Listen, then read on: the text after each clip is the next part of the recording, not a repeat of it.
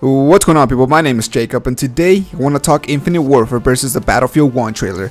Now, Call of Duty has finally reached 2 million dislikes. Just in case you've been, living under a rock or don't care much about Call of Duty, it's finally reached, I believe top 5. If I'm not mistaken. And today I want to dissect why that is, because I'm pretty sure it's not just pointless rage being thrown at this trailer like a lot of people believe. It's various reasons, and yes, we got trolls and whatnot, but in my honest, humble opinion, I believe that most of the initial hate came from the people that were genuinely pissed off at the current state of Call of Duty. Now, a lot of this hate basically comes down to the futuristic setting that Infinity Ward is taking this next title to. There's been a huge pushback by the community, and it's understandable, because I'm personally tired of the futuristic setting. Almost every game in the market has been heavily relying on this setting, especially Call of Duty, for the last 5 years, ever since, Black Ops 2. It's been nothing but futuristic setting, but, the end result when it comes down to the gameplay itself, it's so insignificant that they basically, they have to tell you, what these little changes are. They have to point it out, like, they're walking a kid or some shit like that. They have to be like, okay, well, this is what we did differently. But it would be extremely hard for the, the casual player or even the hardcore Call of Duty player to even notice the significant or small changes that Call of Duty brings in every year, that for the most time the developers themselves have to tell you about it. Like, do you guys remember back in Advanced Warfare and how much emphasis they were putting on the new sound design, which I'm pretty sure you wouldn't have even noticed, because honestly it just sounded so generic. I was not impressed. I actually think Black Ops 3 was able to execute the sound design even better than Advanced Warfare was able to do. And I don't know if it was just me, if I was just fucking tripping, but it kind of seemed like, they had, like, all the guns and all the sound designs had this high-pitched noise, like this very high-pitched noise. You compare something like the Bell 27 to the ASM-1, they sounded almost identical. And I started using these weapons. I was like, what the fuck is this? This is terrible. This is some terrible sound designs. Who designed these? The weapons felt the same, they sounded almost the same, they almost blended in together. Like, it didn't really matter what you were using. Like, they were just modest reskins of the same weapon. You know what I mean? I don't know if it was just me, I don't know if I'm fucking tripping, but that's just the way I saw it. Now, another issue that's been plaguing Call of Duty is supply drops. Ever since Advanced Warfare, people have been calling out this corrupt system since it was first introduced. And I believe supply drops is the ultimate thing. It's a thing that's gonna drive fucking Infinite Warfare to the motherfucking wall. And I want to make something very clear, that this system is here to stay. These fuckers are not going away. It's not like we're gonna bitch about it enough that they'll be like, alright guys, no more supply drops, we are so sorry about this, it's done, okay, no more. No, they're not going away. This gambling simulator is bringing in a lot of dough, and they won't stop now. And in return, the customers are getting fucked by the gambling simulator. And this is one of the reasons why people are delivering so much hate. And I gotta say it's a sight to behold. I really like the fact that the community as a whole is uniting and making it clear for these fuckers in Activision that this shit is not right. And they will be in Infinite Warfare, and that statement brings in another question. Is this what you guys want for the future of Call of Duty? You, as a self-respected gamer, is this what you want for the future of COD? Ridiculous amounts of microtransactions and overpriced DLC. I mean, because think about it, the base game is $60, and then let's say you do decide to buy the bundle for the season pass, which is another $50, and they still lock away significant portions of DLC to you behind a paywall. Call of Duty 2016 is already coming. The hype train is on its way, not too long before the next Call of Duty arrives, and I still haven't experienced the whole fucking Call of Duty experience that Black Ops 3 was supposed to deliver. I haven't gotten the HG40. I want to play with the HG40. Am I gonna get it? I don't fucking know. Have you gotten it? If you were one of the lucky ones, or maybe you were stupid enough to buy this shit, then I guess you were able to experience the full Call of Duty experience that Black Ops 3 was supposed to deliver. Now, another reason that people might not be so happy with, Infinite Warfare is a movement system that apparently will be very similar to the, that movement system to, from Black Ops 3. which again, I know a significant amount of the community is not happy with. Most of the community, including myself, want boots on the ground, and I know we're getting, Call of Duty 4 remaster, but that's for another commentary, okay?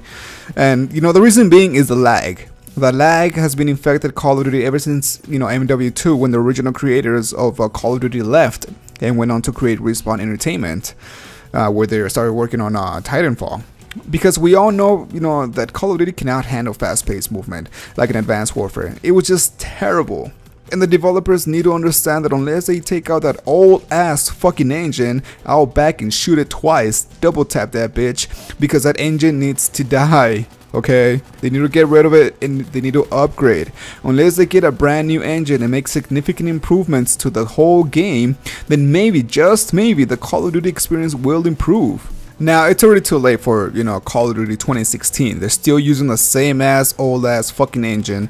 I mean, if you can see by the trailer, the graphics don't look that impressive. They look like Call of Duty Ghosts graphics. I think Black Ops 3 graphics actually look really, really well. They looked okay in my standards, but for 2016 standards, I don't know. It just didn't seem next gen to me. It didn't feel next gen. Maybe, I don't know. Probably though, I'll be wrong, and hopefully I'll be wrong. But I'll see what's up with that. When we get the full release. And the thing is, because with significant improvements to the engine and the lag completely gone, then yeah, the COD experience will improve. And you won't have none of these "how the fuck did he kill me" type of moments, you know what I mean? When you went around the corner and you thought you were saved from that one gunfight, but then you look at the kill cam and guess what? 80% of your body was literally sticking out. When you in your screen, you saw that, hey, I'm perfectly fucking safe. I'm not gonna get shot at anymore. And you just sit there scratching your head thinking, what the fuck did I just see? And I believe those issues and many more will hold back Infinite Warfare from being the ultimate fucking badass game that, Call of Duty should have been. Now, Battlefield's trailer, on the other hand, holy shit. I cannot freaking wait. Everyone is pretty hyped for that game as far as I've seen around the comments on sections on YouTube and Facebook and shit like that. And one thing that I found very interesting is how they had the bold move to do what Call of Duty didn't have the balls to do, which was listen to the community. Now, before you say, well, Jacob, how is Call of Duty was supposed to know that, people were going to get tired of the futuristic setting or they didn't want the futuristic setting? Trust me. Okay, it's like eating pizza every fucking night. Okay, or eating burgers every night for 5 days in a row. You're going to get tired. You're going to get burned out, and you're probably going to have a big ass fucking stomach ache, and you're going to feel like shit. And that's the state of Call of Duty right now. 5 years in a row, we've been getting the same futuristic setting. We've been getting the same futuristic, shit. But the thing is, it doesn't change the overall experience, at all. Whether they fling us to the future 100 years or 1,000 years, it blends in perfectly. So that's my issue with the fact that they don't change the setting. But I'll go over that later on. Now, simply because the Call of Duty community have been requesting old school boots on the ground, and in my opinion, it's amazing that Battlefield is giving not only the Battlefield community something fresh, but it's also giving the Call of Duty community a new take on the World War era with significant improvements to the graphical fidelity and the overall gameplay experience. And from a business side of view, it's actually genius. It seems like DICE noticed how much, the Call of Duty community have been requesting old school boots on the ground. And since Activision decided to ignore said feedback, then, I'm guessing that DICE and EA were like, oh man, this is a golden opportunity to seriously chip away a significant amount of sales from Call of Duty, since Battlefield always comes out before COD. Now, all that sounds good for DICE and EA, but at the same time, it puts a ridiculous amount of pressure on them. Simply because they're gonna have to deliver on that promise. Because if this trailer is false advertisement, basically like none of those epic moments being in the campaign and in the multiplayer, then DICE's reputation will be terminated by both the Battlefield and the Call of Duty community. The launch has to be perfect as well, because if you were part of that group that bought Battlefield 4 at its release, just like me, and a non-refundable season pass, you'll know what I'm talking about. Simply because that game was not ready to be taken out of the oven. it had serious issues, random crashes everywhere, shit ton of bugs, and connectivity issues that plagued Battlefield 4 for the longest time ever. And it wasn't acceptable for a big AAA, title like that. And I would talk about Battlefield Hardline, but I completely skipped that title. I have to be honest. I played the beta, and it was just terrible. I cringed every time I played the beta, and I came to the conclusion very early on that it wasn't Battlefield. It was just a cash grab, Yeah, Hardline looked a little bit, like Battlefield. It had kind of like the same, animations and shit like that, but at the same time, it didn't feel like Battlefield, if that makes any sense. It looked like Battlefield, didn't play like Battlefield.